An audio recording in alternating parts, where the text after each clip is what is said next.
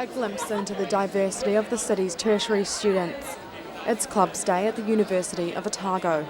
And Recreation Program Coordinator Michaela Hayes says it's all to increase the number of students involved in extracurricular groups. I would say roughly about 1/3 of students are involved in some form or of another within a club, so whether that's just a general participant or they have a position on the committee or just coming to a one-off event, there's a lot of involvement within the clubs, The event is part of this year's Reorientation Week.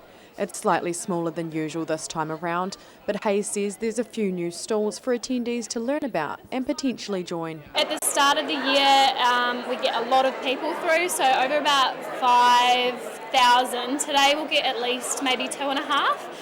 Slightly different vibes, so we've got more of the winter sports. So some of the clubs aren't actually here today, some of the summer sports, but we've got a lot of the winter clubs coming through. Plenty of tricks are being employed by stalls to entice the student population. But Hayes says at the end of the day, it's usually the activities themselves that draw people in.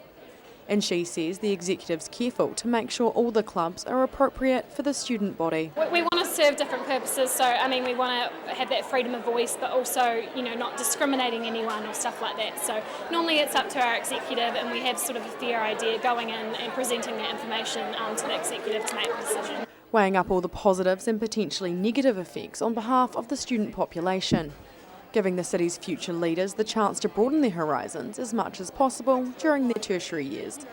Ruby McAndrew, 39, Dunedin News.